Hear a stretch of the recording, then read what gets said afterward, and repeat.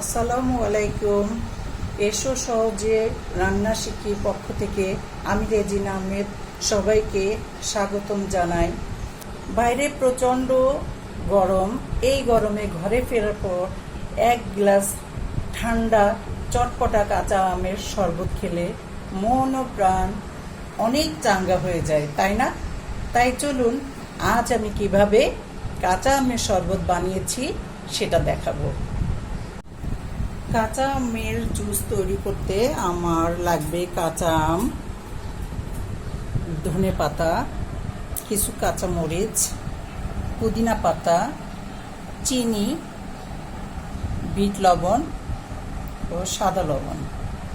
আমি প্রথমে কাঁচা আম তিনটাকে সিলে ছোট ছোট করে কেটে বাটিতে রেখেছি। আর এই তিনটা কাঁচা আম দিয়ে আমি কাঁচা আমের শরবত তৈরি করব। তো কাঁচা আমকে আমি ব্লেন্ডারে দিয়ে দিব।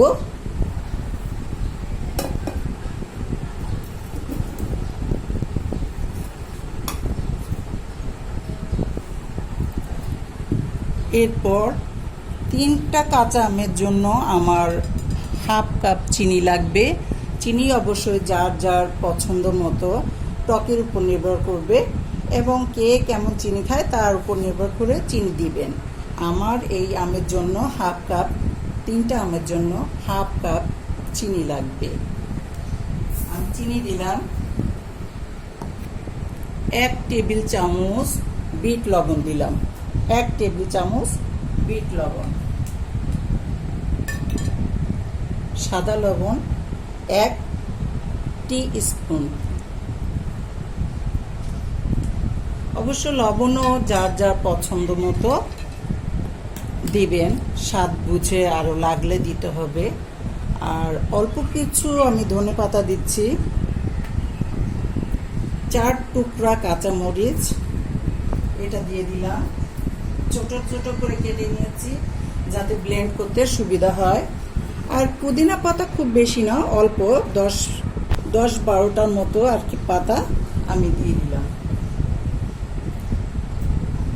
এবার এটাকে আমি প্রথমে ঠান্ডা পানীয় অল্প পানি দিয়ে আমি ব্লেন্ড করব, যাতে খুব ভালো করে ব্লেন্ড হয়। বেশি পানি দিয়ে ব্লেন্ড করতে যাবেন না, তাহলে আমগুলো ভালো করে ব্লেন্ড হবে না।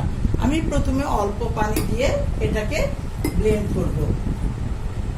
তো 1 গ্লাস পানি দিলাম, দিয়ে আমি প্রথমে এটাকে ব্লেন্ড করছি। কিছুক্ষণ ব্লেন্ড করার পর আমার প্রয়োজনে আরো পানি মেশাবো।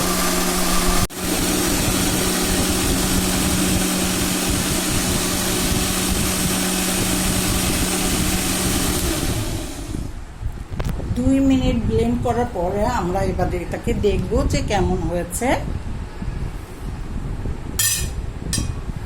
এবং এই সময় আমরা একটু চেক করে নিতে পারি। দেখলাম আমার বেশ খানিকটা গাঢ় আছে, তো এর মধ্যে আমি আরও 1 গ্লাস পানি মেশাতে পারবো।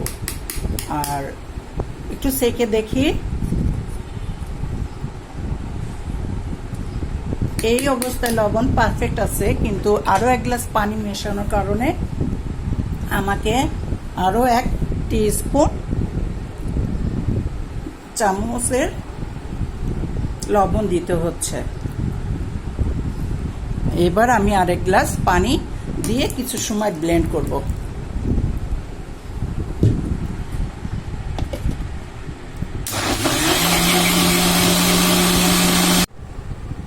হয়ে গেল আমার কাঁচা আমের শরবত। আমার ব্লেন্ড করার পরে ঢেলে নিলাম। 3টা কাঁচা আমের শরবত তৈরি করে আমার ছোট একটা জগ আমের শরবত হয়েছে। এবার আমি পরিবেশন করব। পরিবেশন করার আগে বরফ দিয়ে নিব। বরফ আগে থেকে দিয়ে রাখবেন না, তাহলে পানি গলে যায়। বরফটা যখন খাবে তখন বরফটা দিয়ে সার্ভ করবেন। আমার কাঁচা আমের শরবত হয়ে গেল। সৌন্দর্যের জন্য আমি একটি লেবু আর পুদিনা পাতা দিয়ে দিলাম। এতক্ষণ সবাই কষ্ট করে দেখেছেন বলে আপনাদের সবাইকে ধন্যবাদ জানাই। যদি আপনাদের আমার কাঁচা আমের শরবত বানানোটা ভালো লাগে তাহলে একদিন বানিয়ে খাবেন, দেখবেন খুব মজা এবং খুব স্বাদের এবং এটা খুব সুস্বাদু। সবাইকে ধন্যবাদ জানিয়ে এখানে শেষ করছি। খুদা হাফেজ।